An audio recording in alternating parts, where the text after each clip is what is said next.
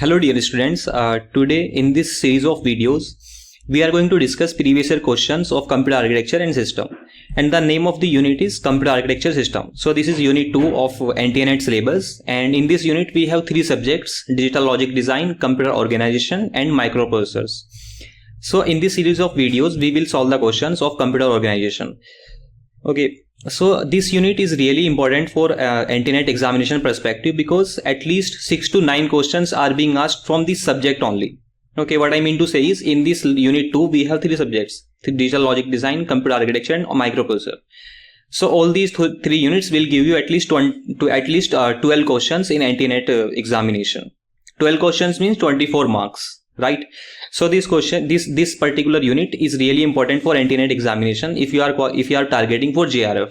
Okay, because 24 marks means 8%. Okay, 8% is very big score in NTA NET computer science, because 8% may make a difference from lecturership to JRF.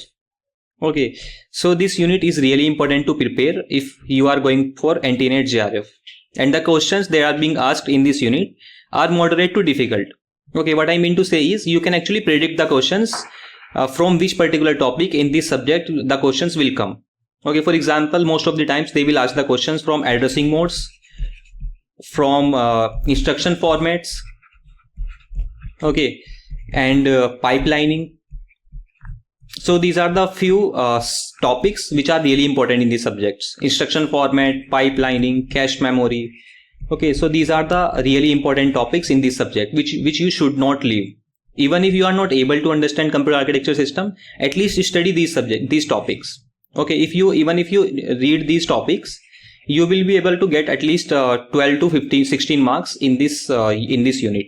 And this question is very simple, and this is one of the easy marks. Okay, you can simply solve this question.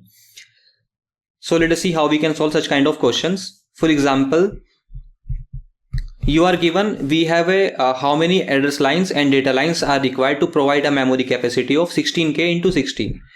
So this is the standard representation of representing a memory. 16K into 16, what it is representing? This 16K is representing number of cells in memory. Number of cells in memory. And this is representing size of each cell. Okay, or you can say width of each cell in bits. Width of each cell in bits. Okay, for example, you have a main memory. Okay, let us say we will take a very small memory. You have a memory in which you have 4 cells. Okay, this is cell number 0, this is cell number 1, 2, 3. This memory is divided into 4 cells, and the width of each cell is 8 bit. That means you can store 8 bit in one location. So how you will represent this memory? So first parameter is number of cells. Second parameter is size of each cell. So the representation of this memory will be like this. So for address line, remember this. If you want to find out number of address lines, you can find out it from the number of memory cells. Number of address lines you can find out with the help of number of cells in the memory. Okay, so you can see number of cells in memory are 16K, right? So you can simply take log base 2 of 16K. 16K means 2 to the power 4, 16 means 2 to the power 4, K means 2 to the power 10. Okay, so you will take log base 2 of this. So this will be log base 2 to the power 14. So I am telling you from very basics. You may already be aware about this strategy, but I am telling from zero for those who do not know. This is very basic thing. You should understand this. Okay, how you can find out number of address bits or address lines. Okay, you can call this number of address bits also, because each line in the address bus will carry 1 bit. So number of address bit will be 14 bits. Okay, so you can directly find out. You have a direct way of this. For example, let us say you have a memory of 1 giga cells into 32. Okay, this is a memory. So you can simply write number of cells into 2 to the power. For example, number of cells are 2 to the power 30. Giga means 2 to the power 30. You have 2 to the power 30 cells. So number of bits in the address lines will be 30. Okay, that's how you can find out. So number of address lines will be 14, and number of data lines are directly given here. because each cell can store 16 bits. That means you can transfer 16 bits from memory to CPU or CPU to memory in one cycle. Okay, this is telling you the word size or data bus size. Okay, data bus width directly given here. Okay, word means how much data you can transfer from CPU to memory and memory to CPU in one clock cycle, in one memory cycle. Okay, so that means the answer is 14 and 16. Okay, the lines in address bus will be 14 and the lines in data line will be 16. Okay, so for practice purpose you can solve this question. Okay, I'm going to give you a question. So let us say you have a memory capacity like this. So find out by yourself number of address lines and number of data lines. You should find out this. This is a good practice. Okay, so the answer for this question is 14 and 16, option 3. So let us meet in the next question. And this question is saying the parallel bus arbitration technique uses an external priority encoder and decoder. Suppose a parallel arbiter has 5 bus arbitrator. What will be the size of priority encoder and decoder respectively?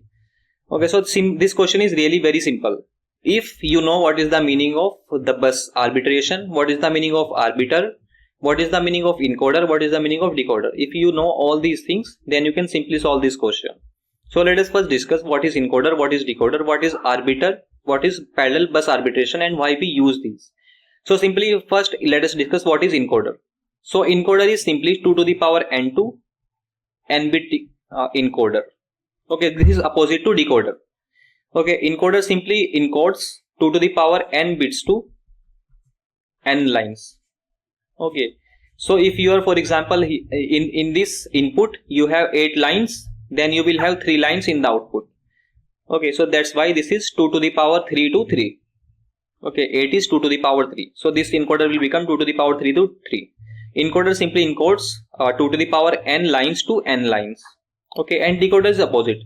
Decoder simply decodes n lines to 2 to the power n lines. For example, let us say we have 2 to the power 3 lines, right? So this is a 3 to 8 decoder in which we will have 8 lines.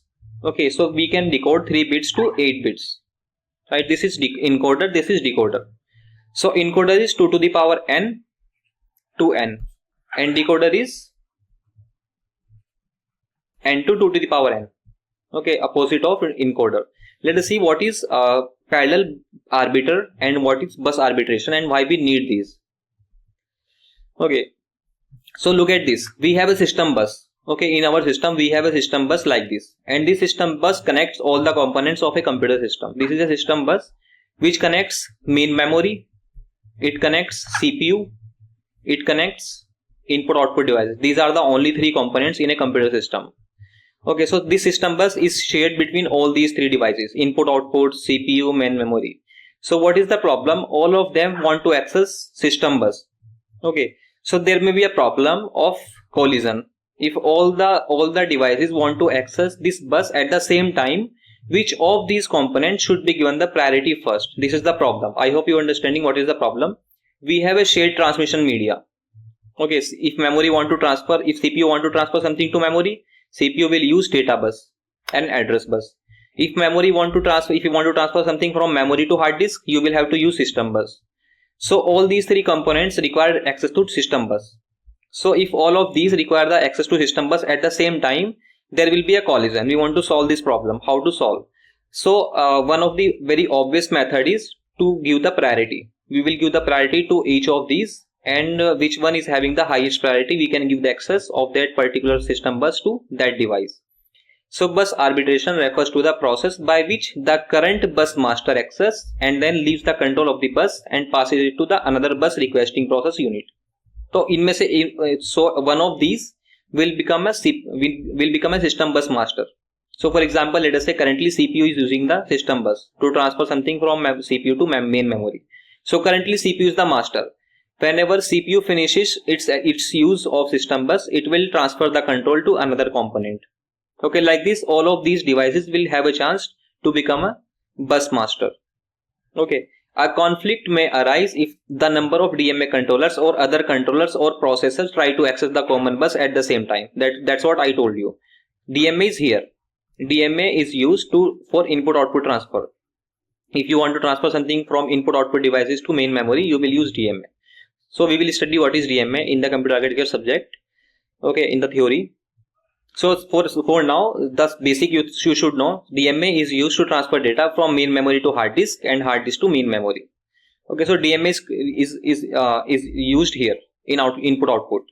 So if all of these devices want to access system bus at the same time, but access can be given to only one of these. Only one processor or controller can be the bus master at the same point of time. Okay, only one device can use system bus at a time. To resolve these conflicts, bus arbitration procedure is implemented. I hope now you understood what is bus arbitration. Okay, bus arbitration is a technique of selecting out of these devices as a master. Okay, which of these will become the master of the system bus at a point of time, that will be decided by bus arbitration procedure. Okay, so what is arbiter? Arbiters are electronic devices that allocate access to shared resources. Okay, for example, bus is a shared resource here. Okay, this system bus is a shared resource. So this is the functionality of arbiter. This is to decide by arbiter which of these three components should be given the access of system bus. This will be decided by arbiter. If you have, for example, 5 devices. Okay, so you will have to have a priority encoder, which will encode the priority of these 5 devices. Okay, for example, if you have 5 devices, you will have to have an encoder of 8 to 3, right? Because if you keep an encoder of 2 to 4, encoder can be either 1 to 2, or it can be 2 to 4, it can be 3 to 8, it can be 4 to 16. So it can only be in this form, 2 to the power n to n, in this form. So 2 to 4 encoder will not work because we have 5 devices. Okay, so 2 to 4 encoder can only allocate the priority to 4 devices. So for that we require 3 to 8 encoder, 8 to 3 encoder, right? So a bus arbiter is a device used in multi-master bus system to decide which bus master will be allowed to control the bus for each bus cycle. Okay, out of these 5 devices, which will be allocated the bus. Since it is given that the parallel arbiter has 5 bus arbiters. Okay, in the question it is given. We have 5 bus arbiters, right? So we will require an encoder which can encode 8 to 3. Okay, we cannot keep an encoder which is 4 to 2. If the encoder is 8 to 3, then you will have to keep a decoder of 3 to 8, right? So the decoder length will be 8 to 3 and the encoder will be of 8 to 3 and the decoder will be 3 to 8. Because with the help of 3 bits you can have 8 devices. Okay, with the 8 devices, with the 8 number of lines, you can actually give priority to 8 devices. Okay, so the answer for this question be 8 to 3 and 3 to 8. Okay, so they are asking about the encoder and decoder respectively. So you may have a silly mistake by marking this question option 3. Okay, this is wrong option. Why? Because 3 to 8 and 8 to 3. 3 to 8 can only be a decoder, cannot be an encoder, because encoder is 2 to the power n to n, right? So the answer will be option 4. So encoder will be 8 to 3 and decoder will be 3 to 8. So let us meet in the next question. So in this question it is given the processor can support a maximum memory of 4 GB, where memory is word addressable and a word is of 2 bytes. What will be the size of the address bus of the processor? Okay. So a memory can be byte addressable or it can be word addressable. If a memory is byte addressable means each byte will get a unique address. Okay, each byte of the memory will get a unique address. For example, if you have, let us say, 8 bytes in the memory. Okay, for example, these are the 8 bytes in the memory. Okay, this is byte number 0, 1, 2, 3, 4, 5, 6, 7. So these are the 8 bytes. Okay, so you will have to give unique address to each byte. So you will require 3 bits to address 8 bytes, right? Like this. So each byte will have a unique address. So you will require 3 bits to address these 8 bytes. You can see. Okay, that's how I told you in one of the previous question that from the number of memory cells you can find out how many bits will be in the address. So for example, number of cells in this memory are 8. Okay, number of cells are 8, and from number of cells you can find out address bits, or you can say address lines. Okay, because each line can carry 1 bit. So number of address lines will be log base 2 number of cells of memory. Because each cell is of 1 byte, that means you require 2 to the power 3, or you can say simply 3 bits. Okay, how this 3 bit? Because you must have seen the formula of log any base m to the power n is equals to n log base m. Okay, if the base and value are same, this becomes 1. Okay, so here you can see this will become 3 log base 2 2. Okay, so log base and value are same, that means it will become 1. So the answer will be 3 bits. Okay, so that's how I have written 3 bits. To address 8 cells, you require 3 bits. To address n cells, you require log base 2 n bits. Okay, to address 2 to the power n cells, you require n bits. Okay, so what is the meaning of word addressable? Now look at this. Simple, like in byte addressable, we will give the address to each byte. So in word addressable, we will give the address to each word. Okay, we will give the address to each word. For example, we have a memory. In this memory, let us say we have 8 memory cells. We have 8 bytes. Okay, 0, 1, 2, 3, 4, 5, 6 and 7. Okay, so these are the 8 cells of this memory. Okay, so these are, for example, the size of each cell is 1 byte. So in word addressable, the size of the word will be given. Let us say the word size is 2 bytes. So how many words will be there in this memory? In this memory, how many words will be there?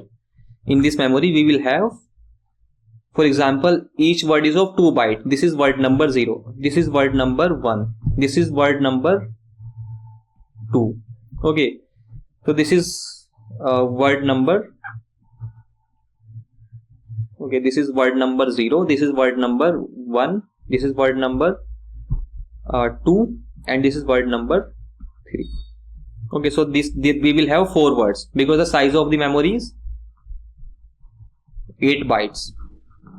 Okay, so number of words will be size of memory in bytes divided by size of each word. Okay, so you will have 4 words in this memory, right? So you will require how many bits to address 4 words? You will require 2 bits to address 4 words. Okay, so the addresses of these words will be like this, because we can find out number of address lines with the help of number of words. So if the memory is word addressable, then you will find number of address line with the help of number of words. If the byte is if the memory is byte addressable, then you can simply say number of address lines will be log base 2 number of bytes. Okay, so do not make a silly mistake in this question. So some of the students last year solved this question wrongly, and they said like this. For example, let us say the memory size is given 4 GB, 4 gigabytes. 4 gigabytes means 2 to the power 2 into 2 to the power 30 bytes. I have converted giga into simply bytes. So this is 2 to the power 32 bytes.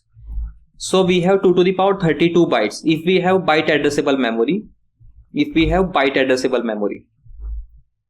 then number of address lines will be, okay, the size of address bus. In address bus we have address lines. Okay, so the size of address bus will be log base 2 number of bytes. And number of bytes kitni hai? How many number of bytes are there? Number of bytes are 2 to the power 32. This will be simply 32 bits. So the size of address bus will be 32 bits if the memory is byte addressable. But it is given in the question clearly the memory is word addressable. So if the memory is word addressable, you will find out the size of address bus with the help of size of the word. Sorry, number of words. So number of words in this memory will be the size of memory and divide by size of each word. The size of each word is 2 bytes. So the answer will be, number of words will be, so number of words in this will be 4 gigabytes divided by 2 bytes. That means 2 giga. Okay, not bytes. This is number. Number will be in the K, G or M. They will not be in bytes. This is number. When you say about the size will be in byte, kilobytes, megabytes, gigabytes. Okay. So you can find out address bus width. Okay, address bus will be of log base 2 number of words. I have told you, if the memory is word addressable, then the size of the address bus you will find out number of words. So this is log base 2 to the power 31. Why? 2 means 2 to the power 1, giga means 2 to the power 30. So address bus will be of 31 bits if the memory is word addressable. Okay, some of the people answered option 4. This was a very silly mistake. They thought that address bus will be of 32 bits. 32 bit means 4 byte and the answer is 4. No, this is wrong answer. The correct answer is 3. Okay, so for practice purpose, you can solve this question. I am asking you a question. For example, let us say we have a memory and the size of memory is, for example, 64 terabytes. Okay, so this much size of memory is not actually possible in practical life, but let us say hypothetically for solving the question, and let us say word size is 64 bytes. Okay, so find out number of address lines.